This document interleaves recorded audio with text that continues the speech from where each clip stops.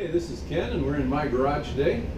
It's about 86 degrees in here. It's a beautiful sunny day outside, but it's about 90 something out there. So we got the air conditioner running in here. If that makes too much noise, I'm sorry. We'll try to get around that. But today, I was working on headlights. These are the headlights from my 46 Ford. They're supposed to kind of give a blacked out look with a black center and a black ring here. But my bezel around here is, or used to be, chrome. Since 46, it's kind of faded. This other one, I've got it loose here. And when I take it off, the light kind of looks better without the chrome ring. So I'm going to powder coat these. And I don't know if you guys have done powder coating at home or not. It's really not that difficult. But it is about the prep, just like paint. You got to prep things first. So what I'm going to do is I'm going to prep these with some Scotch-Brite and some wax and grease remover first.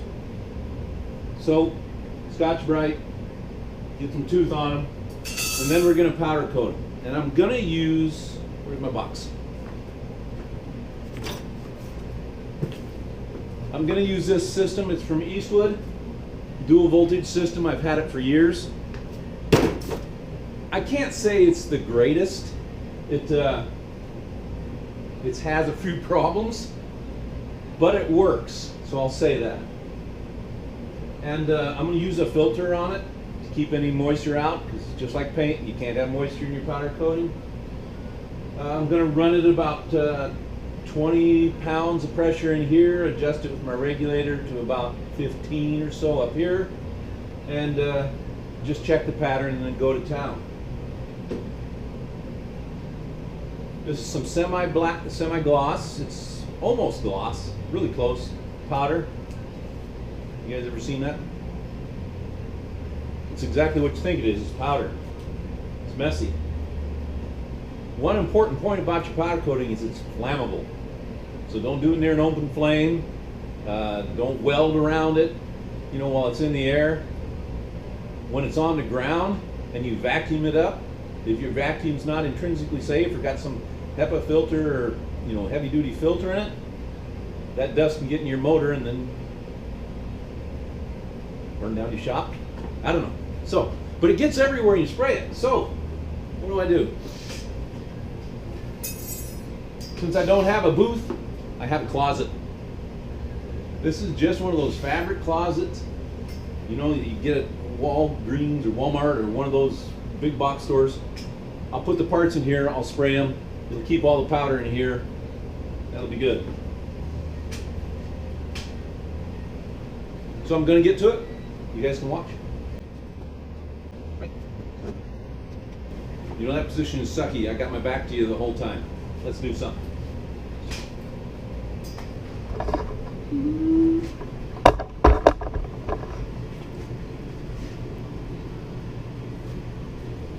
Yeah, hopefully you can see what I'm doing.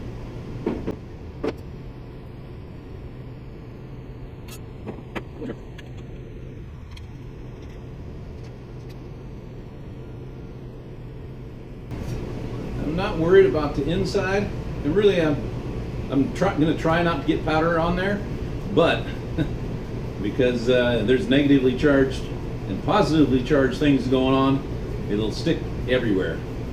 So it's going to add some dimension here. I might put some tape on there and stop that from happening.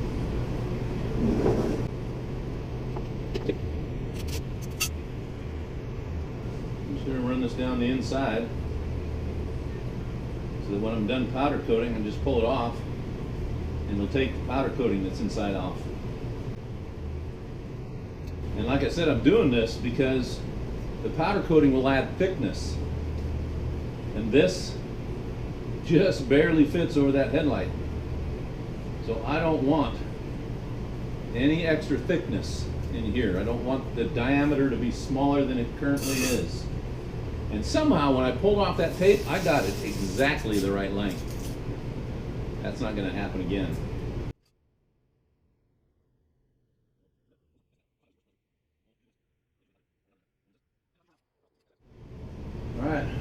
Red scrubby, get some tooth on them.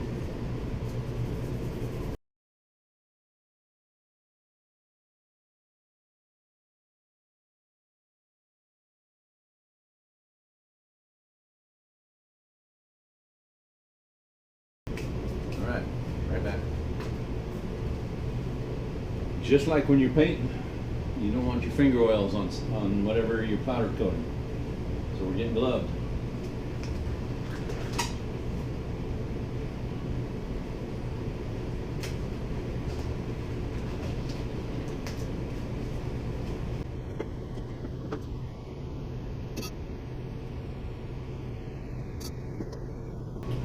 Alright, a little work ahead of time goes a long way. So let's get you positioned again so you can watch the powder coating. Hopefully this will work for you.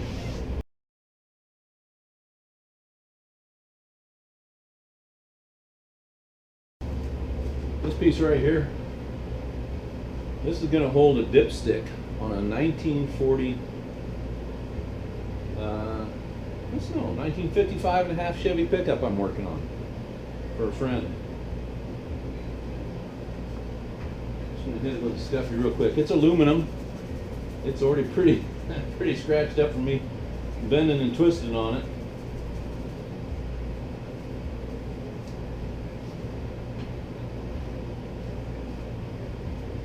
But it's shaped in the right shape, so we'll just get some powder coat on it too.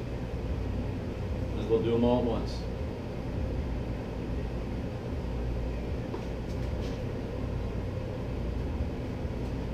Alright, can you see what I got going in there?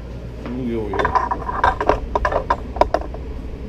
Alright, I got all three items in here that I'm going to be powder coating. So we'll go with that. Hopefully you can see good.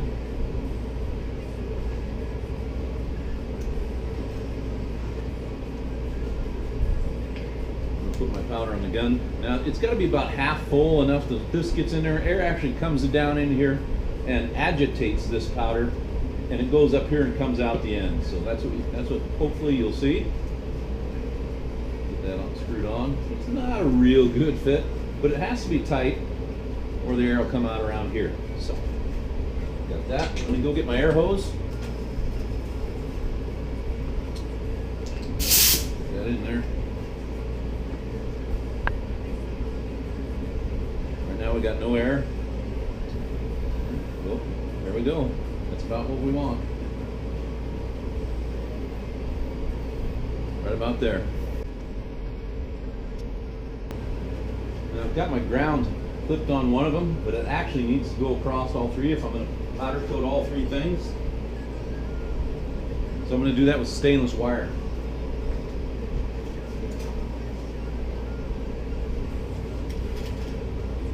That. Gotta find my cutters. Be right back.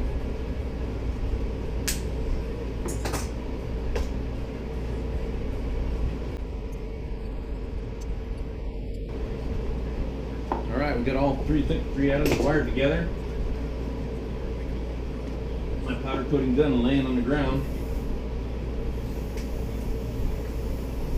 And when I press this button, it's going to turn on the machine. All of those will have negative or positive, I don't know, and this is going to have the other charge, whatever it is. And we'll blow the powder on it and you'll see it stick. Hopefully. Yeah, it's plugged in. Better see how fast that grabbed that? Do the ring. Do the other ring. Now I know that everything's getting good contact, so I'm just going to lay it on there.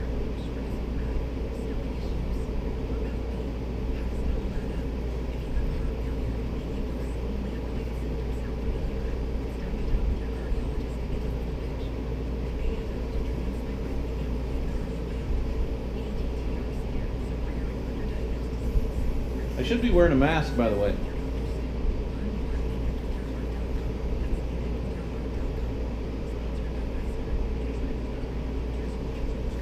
You can see I turned this around. Let's see if you can get in there closer. This one right here, I turned around and you can see it's got powder coating on the back of it. You see it? There it is. That's a long freaking ways away.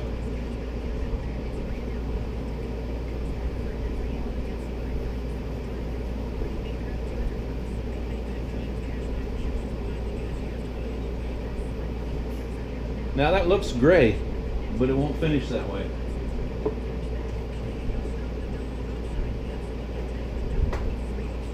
I'm just going to let the dust settle.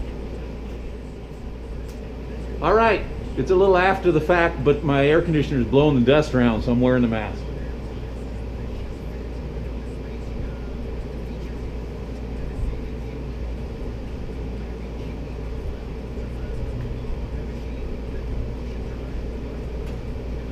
All right, we're gonna move in. Now you can use just about whatever oven you want to use. I've got a toaster oven here.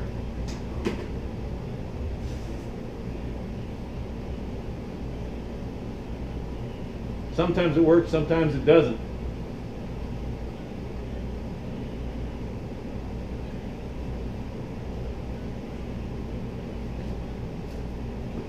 I'm going to let it heat up for a few minutes. That dust is settling good. I'm going to let it heat up for a few minutes and then I'll get to it.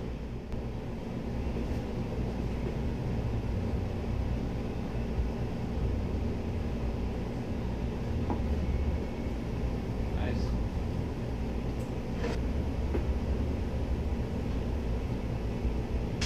Alright, it's in my oven. It's set somewhere close to 400 degrees. That thing doesn't really maintain its temperature well. I'll be looking at it with a heat gun. Once the powder liquefies, it goes from that dull to shiny, that's when you start your timing. And depending on your powder, it runs 15 to 20 minutes. Sometimes a little more or less, but the powder I'm using is 20 minutes. So I'm going to set my timer for that, and we'll come back in 20 minutes.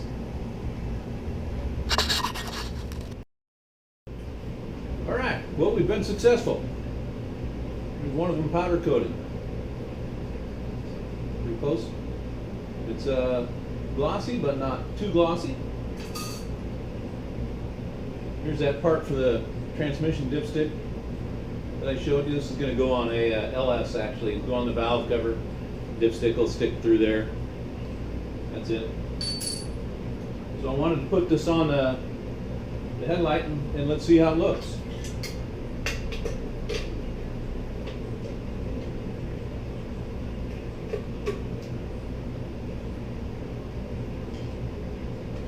Down.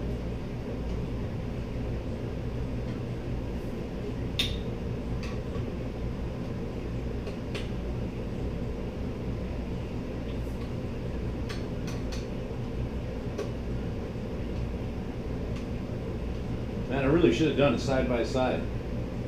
But I can tell you right now that that looks a whole lot better.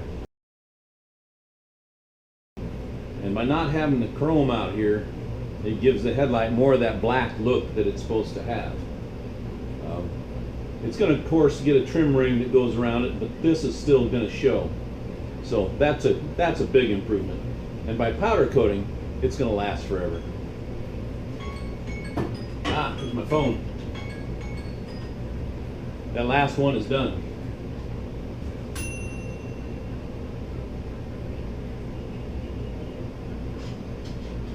Now when you take something out of it, well, first off, if you're powder coating a lot of stuff, those fumes ain't good to breathe.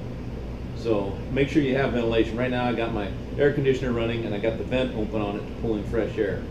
But it still stinks a little bit in here. It's not terrible. Usually I open the big door and the small door and get flow through. But it's getting really hot out there, so we're not going to do that. I'm going to get a pair of pliers, take that whole rack out of there.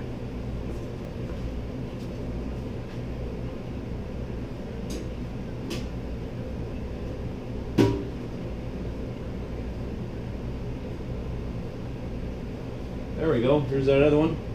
Still probably close to 400 degrees, probably 350 since I've had it shut off and open.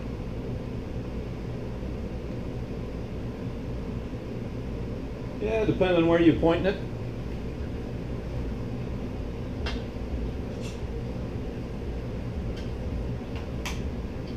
All right, we'll just let that cool for a little bit. I might actually try to get it off the rack here. The rack's got so much powder coating on it that things tend to stick a little.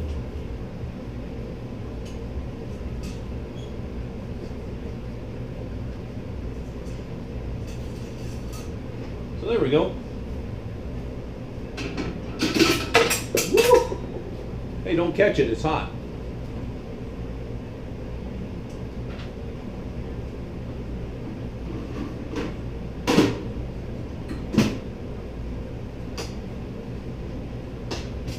All right. So once that one's cooled, I'll put together the other headlight. They'll get a bezel. They go in the front portion of the grill, of course. That's going to be a little while from now because I'm still doing wiring. But once I get that all finished up, I'll show you guys. Thanks for watching. Like, subscribe if you want, and get out there and work on your car.